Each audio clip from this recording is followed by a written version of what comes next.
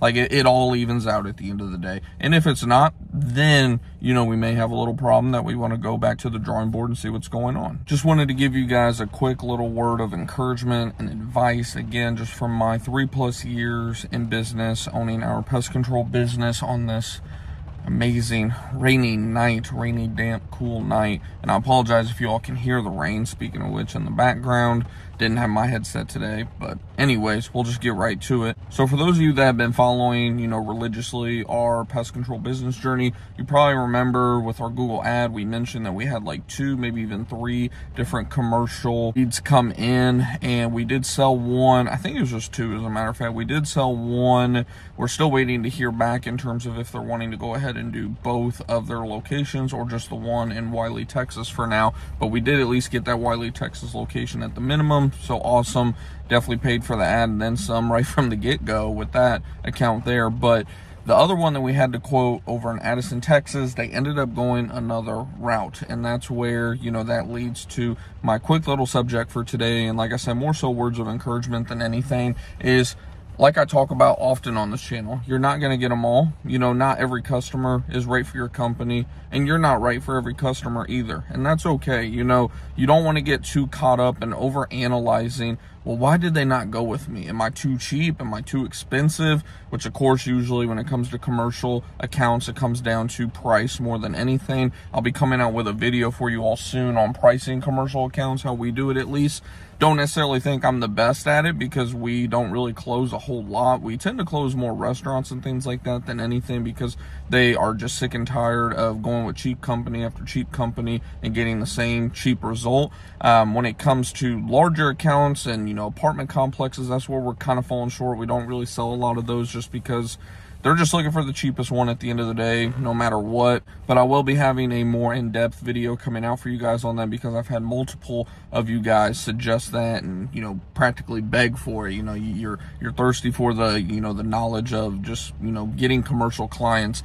And like I said, I'm not even necessarily the best in my opinion for that, but I do at least have experience on it. So again, I can just speak from my experience, what has worked, what hasn't really worked a lot. And like I said, you'll want to look out for that video, of course. Back to this subject for tonight's video that we're shooting here this beautiful, again, Thursday rainy evening. Don't get too caught up in, like I said, just over analyzing things. Don't think that you need to go down on your price, or, you know, maybe you do need to come up on your price. I have been preaching and beating on the drum in the pest control industry for the longest now that we are literally destroying our own industry, destroying our own businesses by simply just trying too much to be competitive in terms of price instead of being too competitive in terms of service. If you provide the best service, you can charge the best price. And not everyone, of course, can provide the best service. Let's just be real. Some people and just some businesses, how they've been built to attract cheap customers, to attract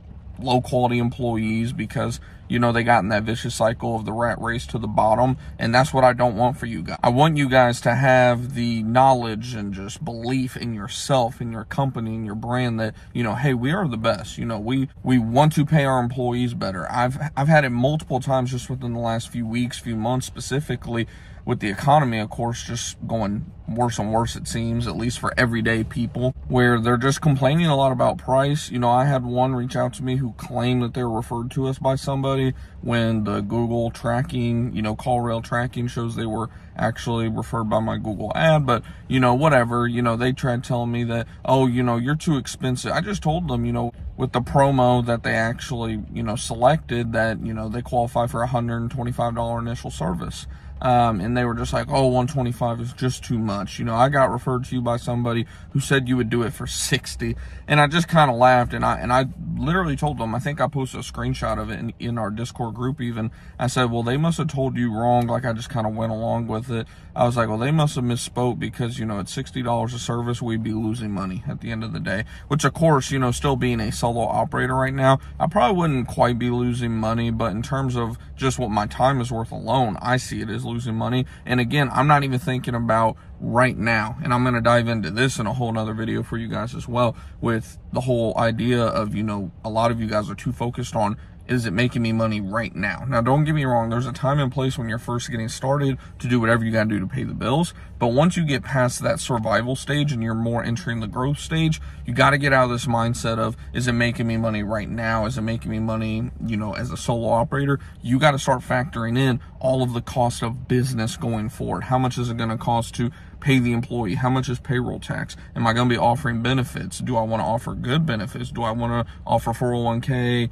IRA, whatever the case may be that you want for your employee? You need to have all that added up like we do when we factor in our cost per service that we factor in. We've done the math on that many times on this channel. You have to think about this whenever you're pricing your services. So that all wraps around back to the original point of this video, which, like I said, is don't get caught up in, the race to the bottom. Don't get caught up, being told no, because you're gonna, like most of who came from a sales background know, you're gonna be told no way more times than you're told yes. Luckily in this industry, we have a much higher success rate than a lot of other industries in terms of sales rate, closing rates, all that type of stuff, of course. But when you're trying to, of course, be at the higher end of your market, your closing rate is naturally going to drop a little bit, right? You're not going to be closing those upper numbers that we hear, the 60, 70% that some of these companies are getting. You're probably going to be getting closer to that middle of the pack, somewhere around 45, 55%, right? So